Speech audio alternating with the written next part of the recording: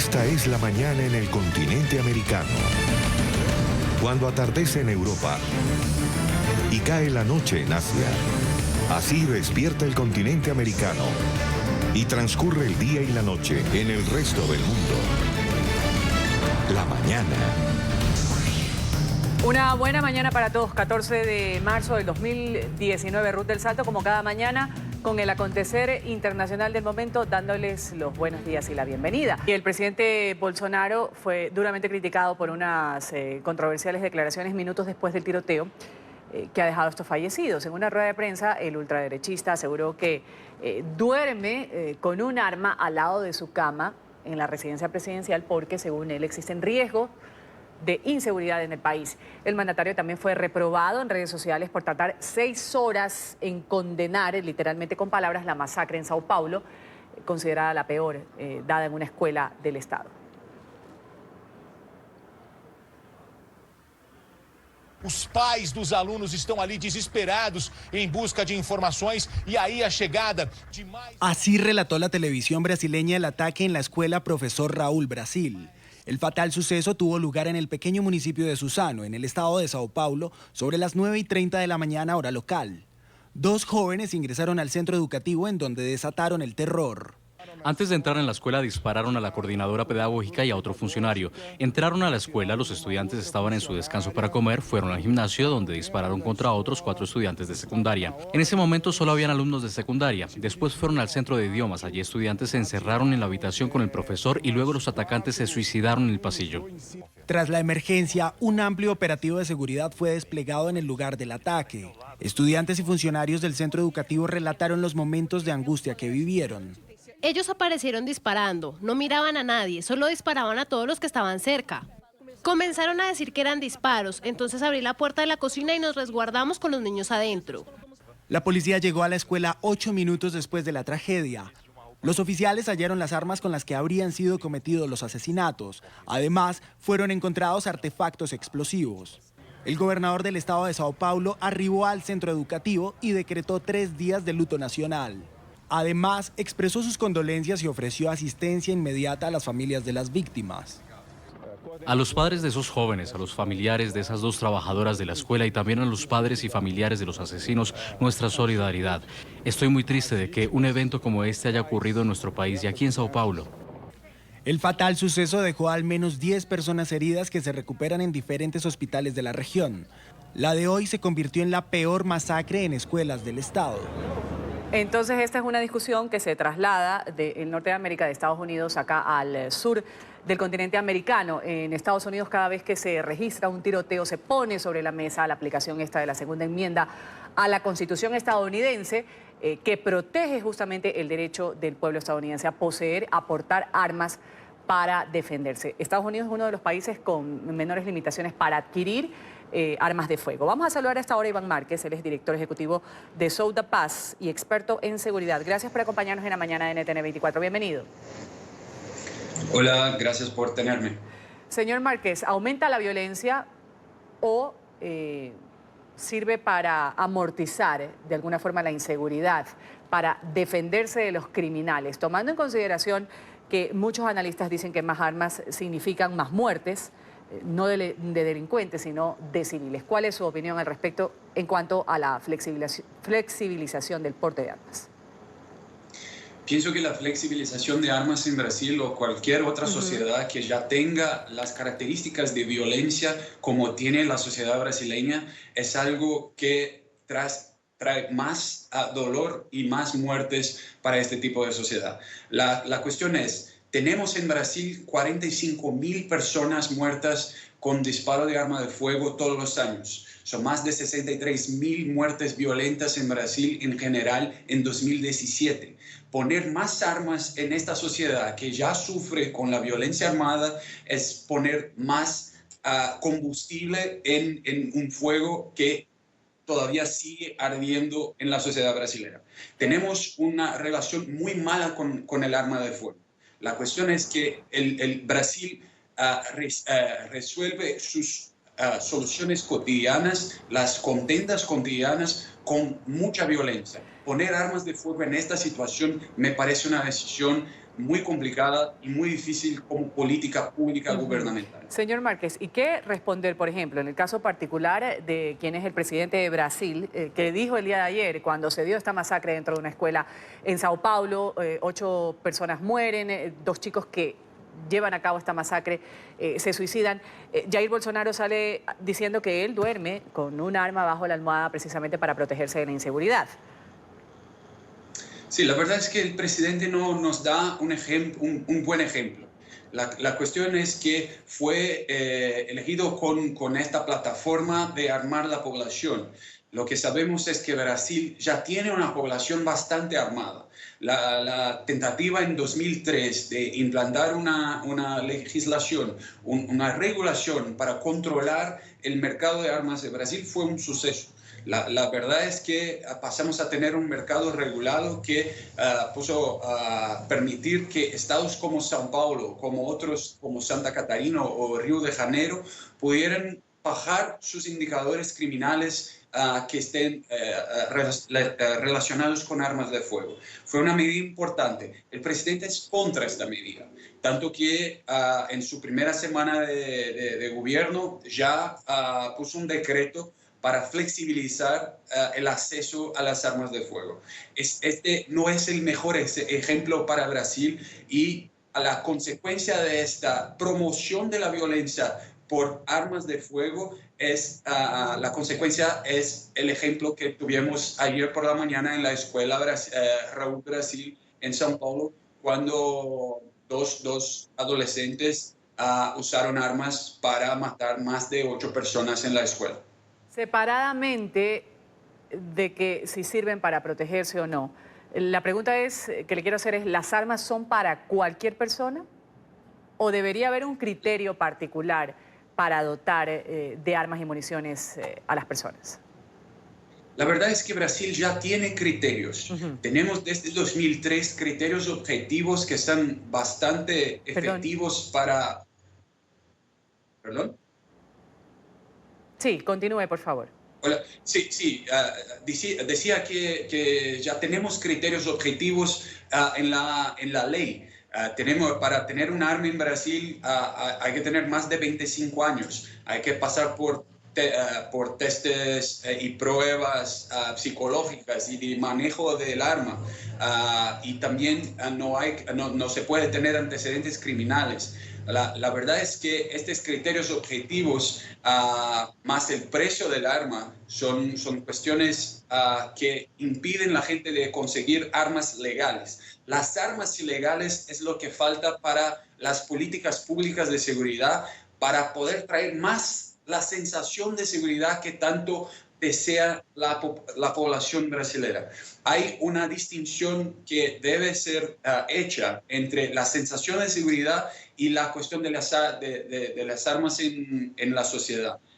Lo que Brasil necesita es más de sensación de seguridad. La gente tiene que sentirse sin miedo para que puedan combatir la violencia y hacer con que más sea hecho por parte de la policía, sacar las armas ilegales, sacar las armas de las manos de los criminales. Eso es lo que debe hacer el presidente de la República y también las fuerzas policiales. Poner más armas en circulación en la sociedad brasileña, que ya es una sociedad bastante violenta y que no tiene capacidad de resolver conflictos de manera pacífica, no violenta, no me parece la mejor solución para el problema. Vamos a agradecer a Iván Márquez, director ejecutivo de Saudapaz y experto en seguridad, ha estado con nosotros aquí en la mañana de NTN 24. Un buen día para usted. Buen día, muchas gracias.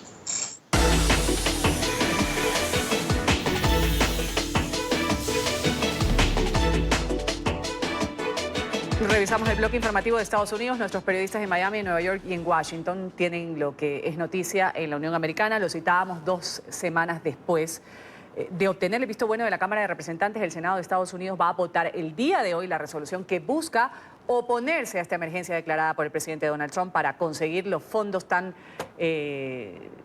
queridos por él, que permitan levantar este muro en la frontera con México. En Washington le damos la palabra hasta ahora a Carolina Valladares. Carolina.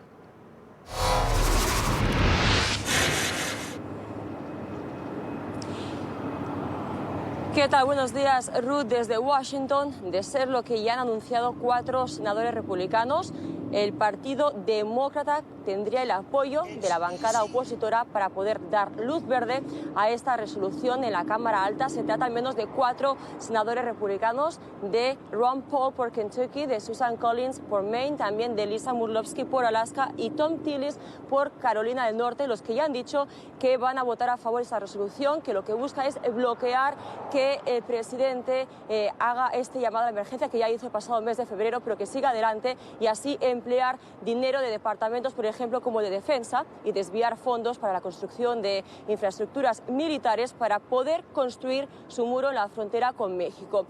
Los republicanos tienen 53 senadores en la Cámara Alta, 47 los demócratas. Falta por ver en el día de hoy.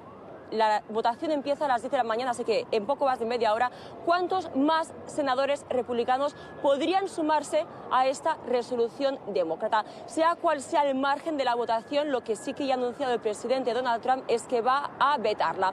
Ahora bien, ¿qué escenario se presentaría si el presidente decide vetar por primera vez una ley que sale de la Cámara Alta? Aún así, las cámaras del Congreso, tanto la baja como la alta, tendrían poder de anular este veto, pero parece poco probable porque necesitarían en concreto 2/3 de los votos y eso sí que ya sería bastante difícil que consiguieran los demócratas. Este es por ahora el reporte desde Washington. Carolina Valladares para NTN 24. Carolina, gracias. La policía de Nueva York investiga la muerte de Frank Cali, líder de una de las principales familias asociadas a la mafia neoyorquina. El jefe de los Gambino recibió varios impactos a pocos metros de su vivienda. Enseguida el reporte con Alejandro Rincón. Alejandro.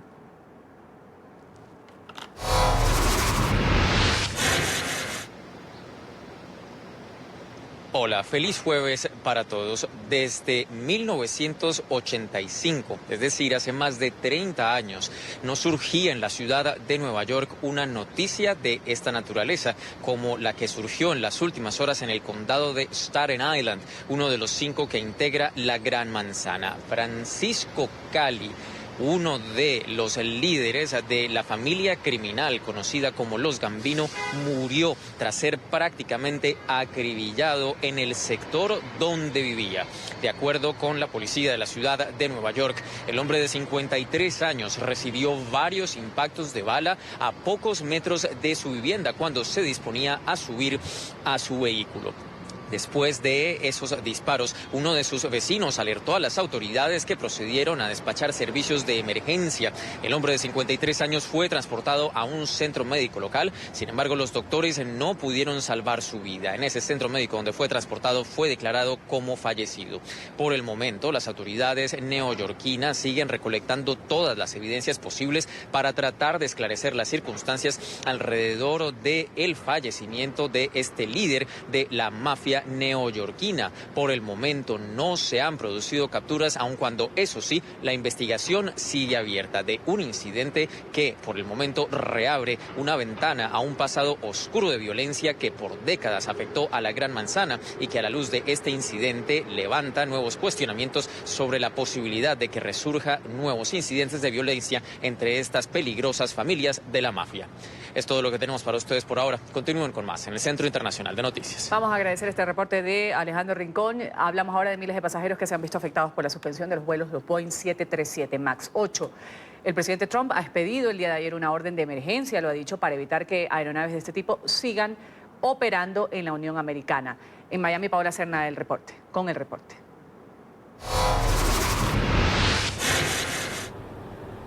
Hola, ¿qué tal? Muy buenos días. Pues bien, cientos de personas resultaron afectadas por esta orden del presidente Donald Trump para que los aviones de la línea Boeing 737 MAX, línea 8 y 9 permanecieran en tierra. Esto después del último accidente reportado de este tipo de aviones.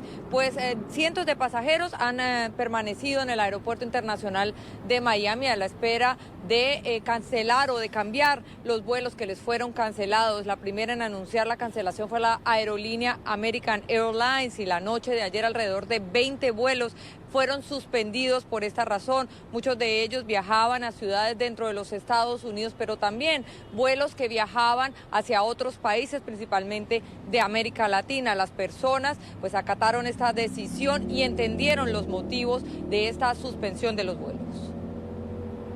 La verdad que necesitamos viajar hoy, pero entiendo que querían reprogramar todos los vuelos de hoy para mañana. Teníamos pago el hotel en Nueva York, uno tiene planeado los días, sobre todo cuando viene de viaje, y estamos en la incertidumbre qué solución nos van a dar.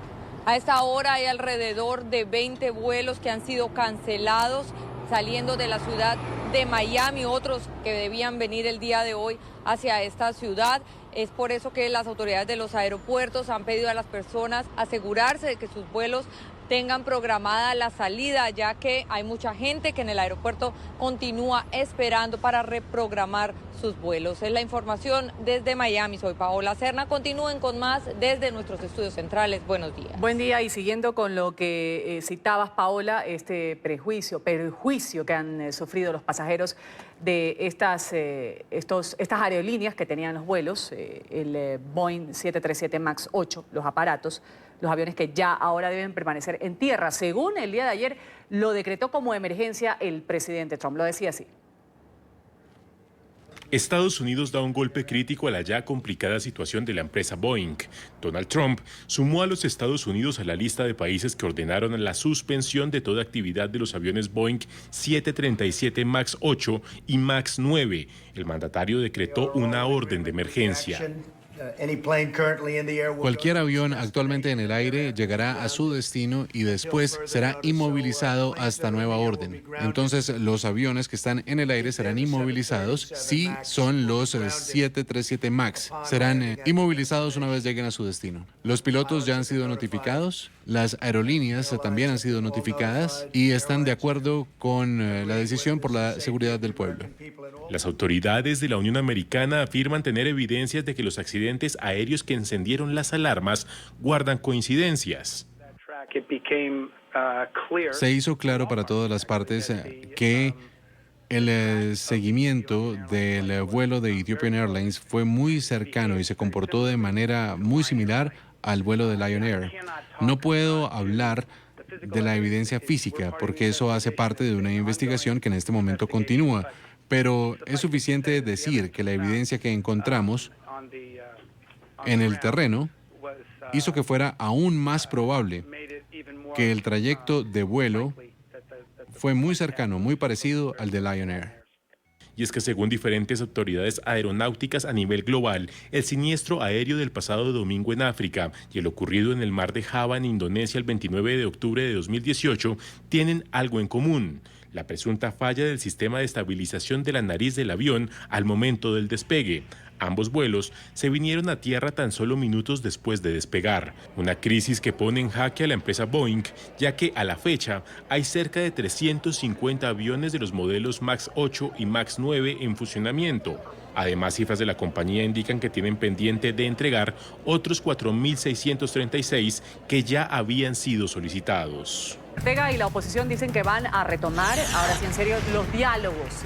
La Alianza Cívica por la Justicia y el gobierno de Ortega se van a sentar nuevamente en una mesa de negociaciones. Se ha restablecido la excarcelación de un grupo de manifestantes presos para poder volver a este diálogo. Estas negociaciones habían sido abandonadas por la Alianza Cívica el pasado domingo luego de 8 sesiones sin que las partes se hayan puesto de acuerdo en los temas de fondo relacionados con la justicia y la democracia.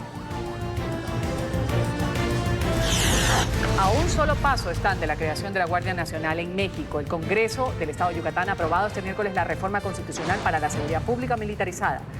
De esta manera, la iniciativa del presidente López Obrador cuenta ya con el aval de 32 entidades del territorio, por lo que será pasada al Congreso, posteriormente promulgada. El pasado domingo, en su mensaje por los primeros 100 días de administración, López Obrador aseguró que la Guardia Nacional será el organismo para erradicar el AMPA y para garantizar la seguridad de los mexicanos.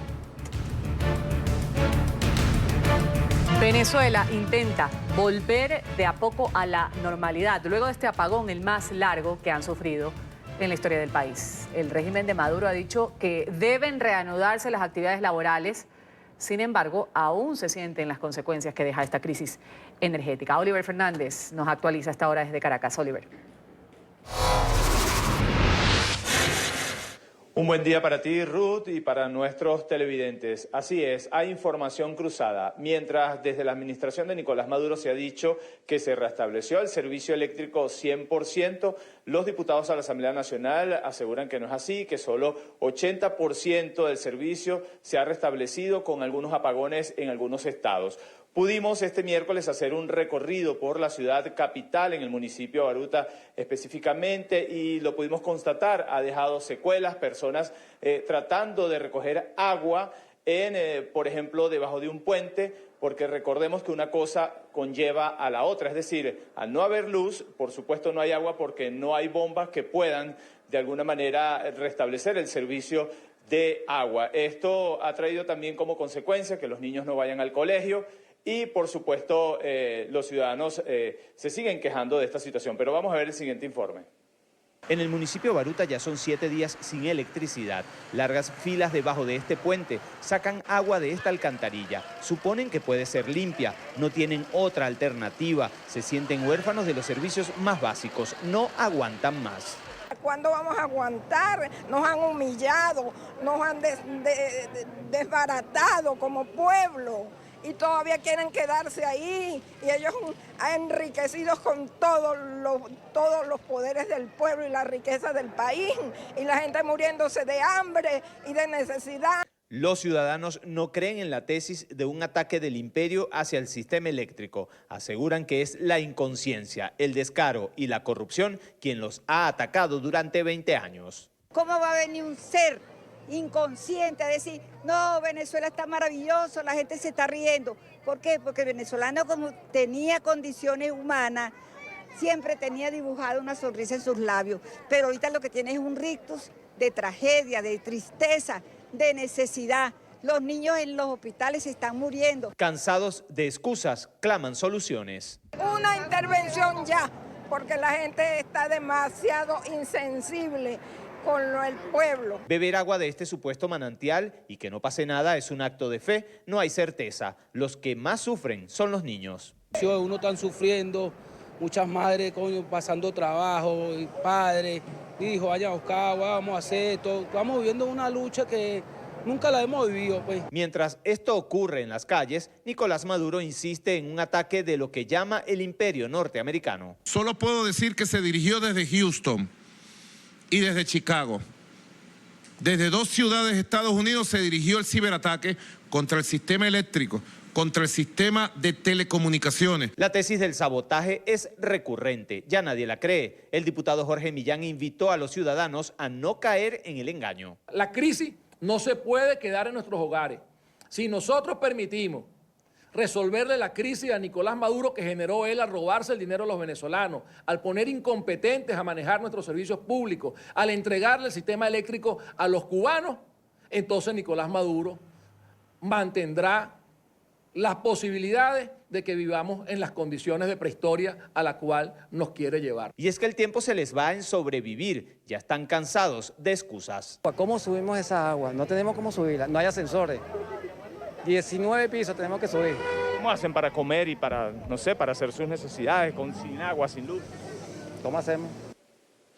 Ruth, para hoy se esperan manifestaciones del sector salud, específicamente en el Hospital JM de Los Ríos, y también el Foro Penal venezolano se pronunciará en torno a la visita de los representantes de la ONU a Venezuela. Es la información que manejamos desde Caracas. Continúen con más de la mañana de NTN 24. Continuamos. Gracias, Oliver, por ese reporte desde Venezuela. La Cámara de los Comunes ha respaldado una enmienda no vinculante que excluye la posibilidad de abandonar sin acuerdo el bloque comunitario, no solo el 29 de marzo, sino en cualquier momento.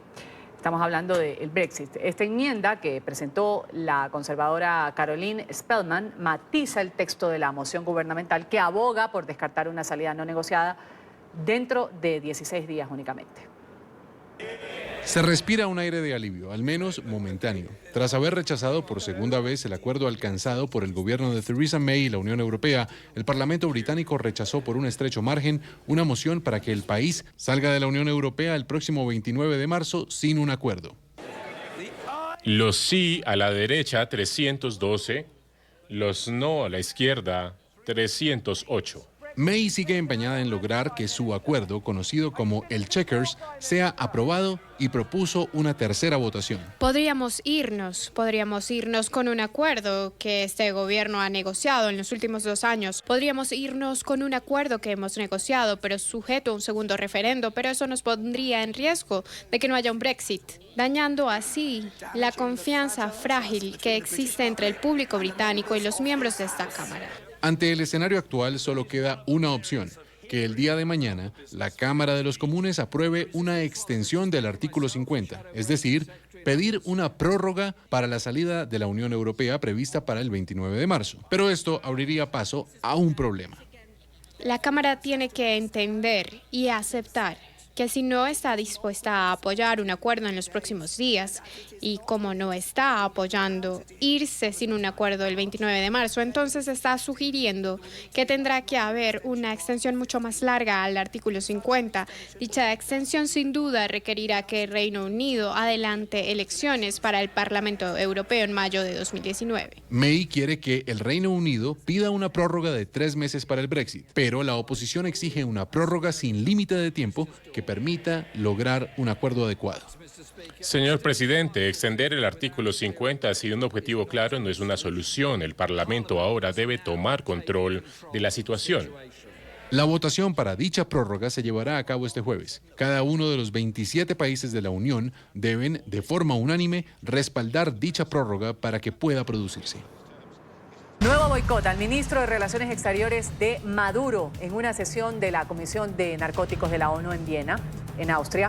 Más de 50 delegados internacionales decidieron abandonar el recinto durante la intervención de Jorge Arreaza. En el más reciente gesto de rechazo al ministro de Maduro participaron los representantes de países europeos, americanos, entre ellos los miembros del Grupo de Lima.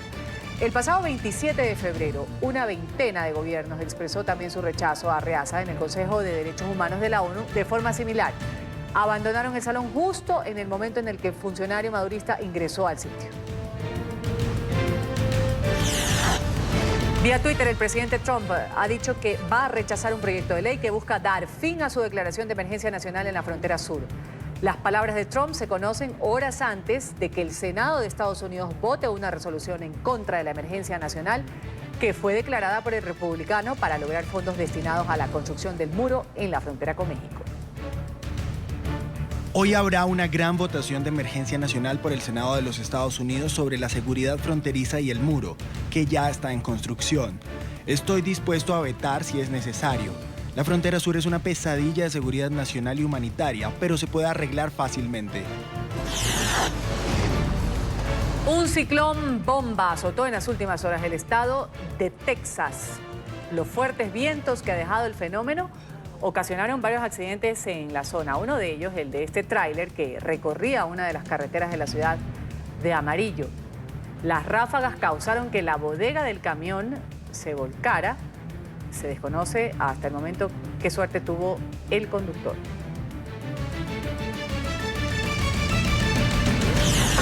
Y Ecuador no va más con UNASUR. En la noche del miércoles, el presidente Moreno anunció la salida del organismo regional de la Unión de Naciones Sudamericanas, argumentando la falta de operatividad durante los 2 últimos años. Moreno agregó que tras su retiro, el país deja de hacer contribuciones económicas. El mandatario afirmó que el bloque fue afectado por los gobiernos de izquierda desde hace un año. No hay una figura de secretaría general y los retiros de otras naciones han sido la constante. Ecuador se convierte así en el 7º país en menos de un año que suspende su participación en UNASUR después de Argentina, de Brasil, de Chile, Colombia, Paraguay y Perú, que lo hicieron el 20 de abril del 2018. De los 2 estados miembros, solo permanecen Uruguay, Bolivia, Surinam y Venezuela. Hoy quiero comunicar al Ecuador nuestro retiro definitivo de UNASUR. UNASUR se transformó en una plataforma política que destruyó el sueño de integración que en un inicio nos vendieron. UNASUR entró en un final sin retorno desde hace un año. La mitad de los Estados miembros ni participan ni contribuyen. La Secretaría General no tiene titular por más de 2 años y el personal ha ido disminuyendo sensiblemente. ¿Y saben por qué? Porque algunos mandatarios irresponsables se encapricharon por nombrar a sus amigos a esa secretaría, nuevamente replicando los peores vicios del socialismo del siglo XXI. Las autoridades aeronáuticas de Panamá y de México han suspendido temporalmente las operaciones de los aviones Boeing 737 MAX 8 sobre sus espacios aéreos luego del siniestro de una aeronave en Etiopía, donde murieron 157 personas. Colombia también ha adoptado esta medida, sumándose a Estados Unidos, a algunos países de Europa, China, que suspendieron los vuelos por preocupaciones de seguridad. Y una delegación de Ethiopian Airlines ha viajado a París con las cajas negras de este avión, que se estrelló el domingo, para que sean analizadas en Francia. Miembros de la compañía, que había reconocido que no tenía capacidad de análisis para estos dispositivos, se han desplazado ya para entregarlas a las autoridades francesas, que serían los cooperantes con la investigación sobre las causas del siniestro aéreo. ISIS ha recuperado terreno en Siria. El grupo terrorista autodenominado Estado Islámico ha contraatacado en las últimas horas la localidad de Al-Baghuz, último de sus enclaves, y logró recuperar terreno que le había sido arrebatado por grupos opositores al régimen de Bashar al-Assad. Según informaciones de ONGs, 10 terroristas se inmolaron para lograr este objetivo.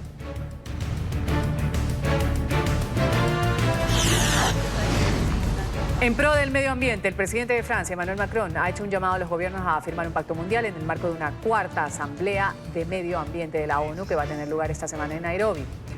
En el comunicado, el jefe de Estado ha pedido unión entre los gobernantes, la sociedad civil y las ONG para proteger la naturaleza, los ecosistemas y biodiversidad del planeta.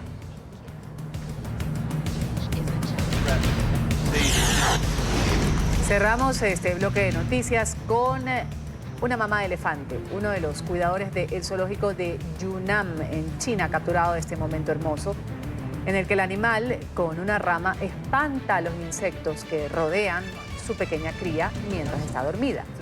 La mamá elefante también intenta refrescar a su pequeña hija, que hace parte de una manada de 8 miembros y de la que es la consentida.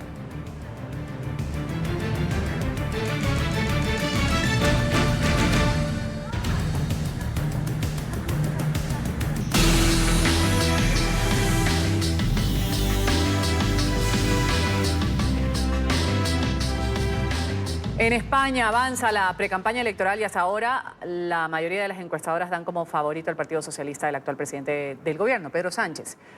Él ya está recorriendo gran parte del país para intentar conseguir el apoyo. La oposición lo acusa de utilizar las instituciones para salir favorecido en esta contienda electoral. En Madrid, Marcelo Moncayo tiene el reporte hasta ahora. Marcelo.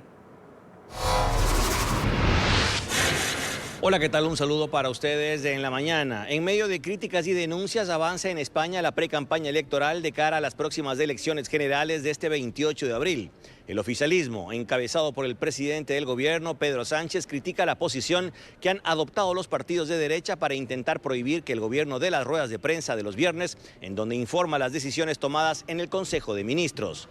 Pedro Sánchez, además, ya está recorriendo el país para intentar motivar a los votantes, pues espera que la gente no se confíe y salga a votar. En las pasadas elecciones generales, el 30.6% de los electores decidieron no salir a votar. Sánchez pidió a sus votantes que no se confíen de las encuestas, aunque éstas los presenten como ganadores. Mirad, es verdad que las encuestas van bien, que todas las encuestas, todos los estudios demoscópicos dicen que el Partido Socialista va a ganar las elecciones. Pero, primero, nosotros, el 28 de abril, todos a votar, todos a participar, a movilizarnos, porque de verdad a lo que está jugando la derecha, ¿a qué es? Sino a la abstención, a la baja participación, porque saben que si hay movilización, el Partido Socialista Obrero Español ganará por goleada. Por eso tenemos que movilizarnos el próximo 28 de abril. Amigos televidentes, una de las últimas encuestas de intención de voto presentada estos días fue la del periódico El Español, elaborada por la empresa Sociométrica. En ella el Partido Socialista ganaría con un 27.6%, seguido del Partido Ciudadanos con un 17.8%. Luego, en tercer lugar, el Partido Popular con 17.5%. En cuarto puesto, Unidas Podemos con 14.1%. Y en quinto puesto, el partido de ultraderecha Vox con 12.1%. Televidentes de la mañana, la campaña electoral comenzará oficialmente este próximo 12 de abril. Este es el informe para la mañana. Sigan ustedes con más desde nuestro Centro Internacional de Noticias. Hasta pronto. Vamos a continuar, Marcelo, agradeciéndote este reporte desde la capital española, luego de 2 rechazos contundentes al acuerdo del gobierno de Theresa May para lograr esta salida ordenada de la Unión Europea. El Parlamento británico ha rechazado el día de ayer también abandonar este bloque sin ningún acuerdo, una decisión que reduce el poder negociador de Theresa May. Para hablar de este tema y la percepción en Europa con respecto al mismo, saludamos en Berlín a Juliana González, analista política de nuestra cadena aliada La Deutsche Welle. Adelante, Juliana. Muy buenos días, Ruth y televidentes de la mañana. Desde esta tarde berlinesa marcada por la incertidumbre frente al Brexit.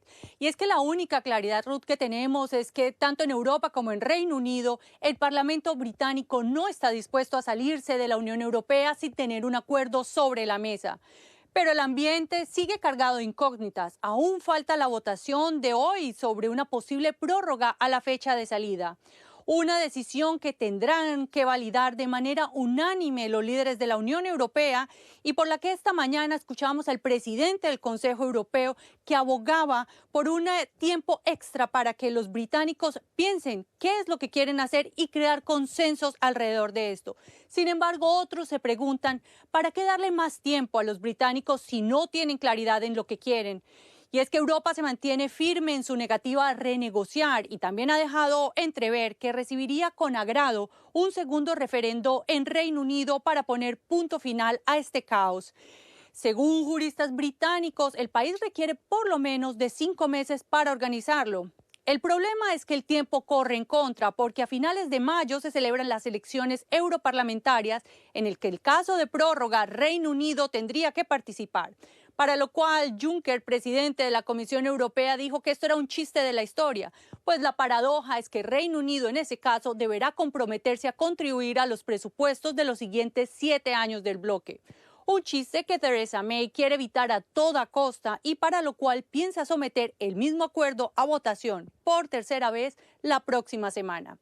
Mientras se debate el tema, los gobiernos europeos se preparan para el peor de los escenarios y la economía británica ya experimenta una desaceleración en su crecimiento económico. Desde el canal DW Deutsche Welle estaremos pendientes para ustedes de la evolución de este tema. Desde Berlín les deseo un excelente día. Gracias, lo mismo Juliana para ti. Vamos ahora a hablar ante los graves problemas de contaminación que presentan las ciudades colombianas. El embajador de Países Bajos en Colombia está proponiendo asumir el modelo holandés de transporte en bicicleta. Fórmula exitosa que disminuyó considerablemente la expulsión del CO2 a la atmósfera al tiempo que mejoró la salud de los habitantes. Acabó también con el tráfico vehicular. Esta es la nota. Cada uno de nosotros podría ahorrar 1 kilo diario del CO2 lanzado a la atmósfera si en lugar de viajar en carro o transporte público nos desplazáramos 7 kilómetros en bicicleta. Entonces, claro, también está en nuestra voluntad y en nuestras piernas disminuir la contaminación ambiental que asfixia las ciudades y destroza la salud de los colombianos.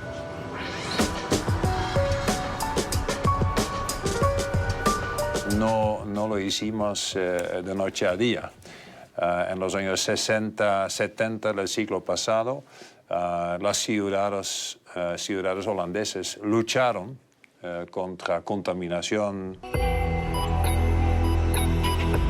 Lógica simple que Holanda se vio precisada a asumir en los años 60, cuando el humo impregnado de partículas nocivas minaba a su población y que el señor embajador de Países Bajos en Colombia nos invita a implementar con urgencia en la certeza de que es esa la fórmula mágica que habrá de atenuar la inminente amenaza que se cierne sobre nuestras vidas. Ya tiene que pensar y también organizar un presupuesto para invertir en ciclorrutas, en la promoción del uso de la bicicleta. Fue necesario que Holanda construyera 35.000 kilómetros de ciclorruta perfectamente interconectada con los demás sistemas de transporte de un país que hoy tiene 22 millones de bicicletas para 17 millones de habitantes y cuya área no excede la del departamento de Casanare. El embajador comenta que más importante quizá fue haber comenzado a educar a los niños en temas de respeto vial, educación ambiental y responsabilidad al conducir. Pero también desarrollar una cultura de la bicicleta. Quiere decir que en las escuelas ya los niños empiezan a enseñar o a aprender a ir en bicicleta, portarse bien en el tráfico, porque también hay peatones, hay carros, hay buses, y ese ha sido un éxito. Con la cultura del uso de la bicicleta, todo empezó a mejorar en Holanda. Bajó la congestión vehicular y en consecuencia la accidentalidad. Al tiempo los problemas de salud disminuyeron. Resultados que no se hubieran obtenido sin la exigencia ciudadana. Y allá entonces empezaron a protestar los ciudadanos. El primer ministro mismo dijo que tenemos que cambiar nuestra vida en términos de transporte. En la evolución del uso de la bicicleta en Holanda han llegado a crearse ingeniosas máquinas para quienes no aprendieron de equilibrio, lo mismo que para personas mayores. En el mercado colombiano resulta ser muy innovador, tiene una suspensión muy estable y está enfocado para personas mayores. Afirma el embajador que Bogotá ya tiene un camino recorrido y que en Ibagué, Neiva y Cartagena se muestran interesados en el modelo holandés. Nos cuenta que la gente que va en bicicleta es menos estresada y socializa mejor, y que movilizarse masivamente en ella será una realidad colombiana si el sector público y el privado dejan de vacilar en invertir en dicho sistema y nosotros, los ciudadanos, insistimos en exigirlo. A ustedes también gracias por su sintonía cada mañana con el canal de las Américas NTN 24 en una hora.